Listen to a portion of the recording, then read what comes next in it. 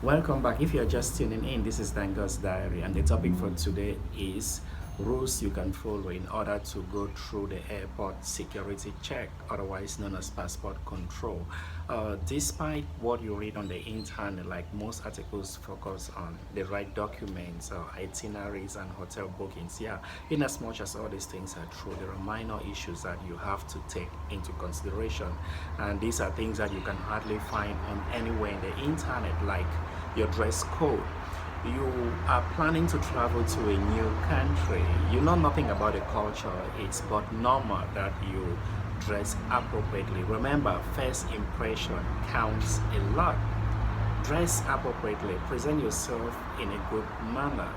Once you arrive at the airport, whoever is on seat going through your passport will automatically accord you respect based on how you present yourself. Or some of you guys and girls, also you make a mistake of like dressing inappropriately, perhaps big baggies, jackets, hats, boots, as if you're going for a concert.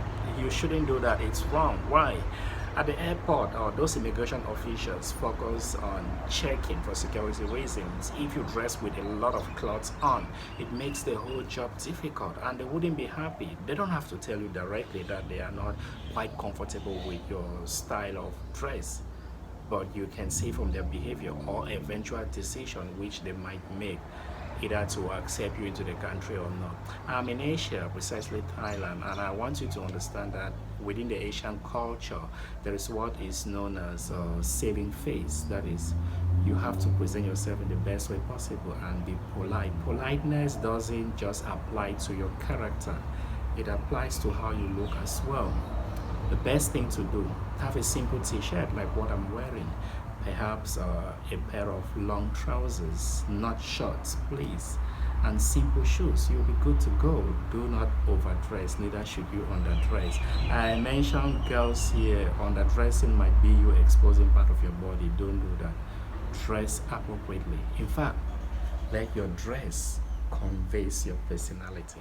The second point you have to think of while traveling is your body language.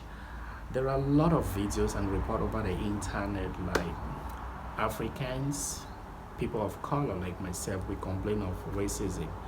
I am not disputing the fact that there isn't racism. Yeah, most of the countries around portray racism in one way or the other. I can't tell if it's out of ignorance or they do it knowingly, but I want to focus on our part.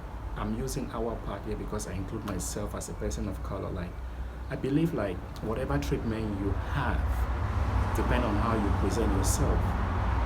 Body language. If you arrive at the airport and you are going through security control, watch your body language. Do not be in panic. The fact that you are in panic, maybe shivering, might make the immigration officer or officers in charge to think that you have something to hide. I understand sometimes you might not be in panic, but you are unfortunate to meet those type of immigration officer who like profile people of color. Yeah, I agree, but in as much as that exists, you should try to put yourself together. Do not be in panic. Watch your body language. Do what majority is doing. If they say stay on the line, stay on the line. And even if you are facing anxiety because you are a first timer traveling, try to put yourself together. Perhaps use a bottle of water to calm down your nerves, or maybe sit and wait until it's your cue. This will help you a lot. The third thing you have to bear in mind is for you to have the right documentation. I mentioned this earlier in the introductory section of this video, like having the right documentation is okay, but it isn't the only factor that determines if you'll be admitted into that country of yours. There are other factors like the first two which I mentioned, like your dress code, body language, but also having the right documentations will boost your chances of approval. Right documentations here, forget about the visa. Yeah, it's normal that you have the right visa, that's why you're coming in, and forget about your flight ticket. Here you need to think of other important documents like vaccination certificates. Do you have the right vaccination certificate? Because before you travel to a country, you need to read about the rules and regulations of that country. find out what laws they have in place regarding arrivals for immigrants in other part of the world. If you're from Africa, insist, because Africans, we tend to have strict rules at the level of airports almost all over the world. Check to know like what are the medical requirements. Maybe they need malaria vaccination card from you. There is also COVID. Maybe they need a proof of COVID vaccination. You need to get a certificate. And now we even have the monkey virus issue. Perhaps they need you to show proof that you are not infected in any way. So have your health certificate as much as you can. The next thing you have to bear in mind is police background check.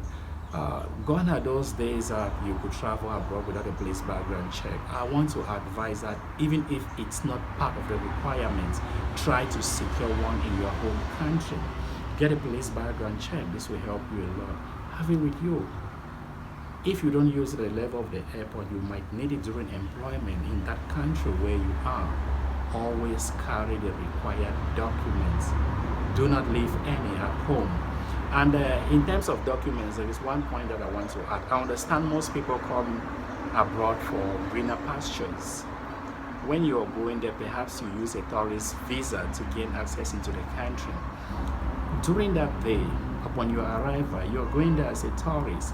You've got to watch out, like if you are going as a tourist and you have all your qualifications with you and other documents, the immigrations will definitely question if you're going in as a tourist, because people that travel for tourism and leisure, they do not carry their qualifications around.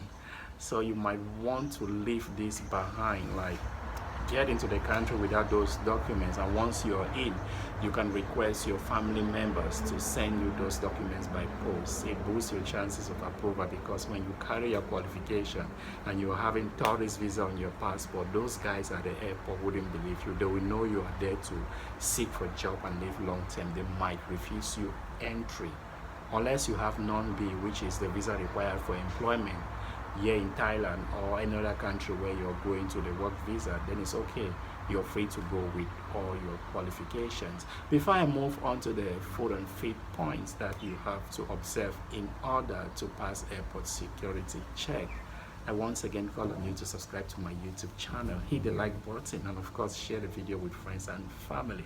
By the way, for those that are seasoned travelers, what advice can you give to novice travelers? Please leave a comment in the comment section of this video.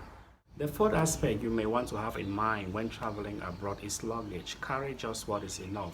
Avoid taking a lot of stuff with you, because when you carry a lot of things, it might pass on a different message as compared to what is on your document.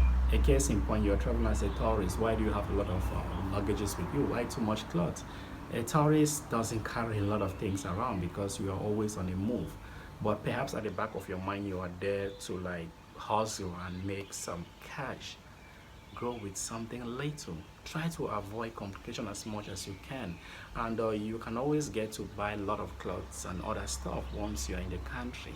And the last point you should think of while traveling abroad is eloquence. Please be able to express yourself and learn about the information on your documents. Know your passport number. First time travelers, you make the mistake of not knowing your passport number. Know the airport where you are arriving at that choosing destination of yours.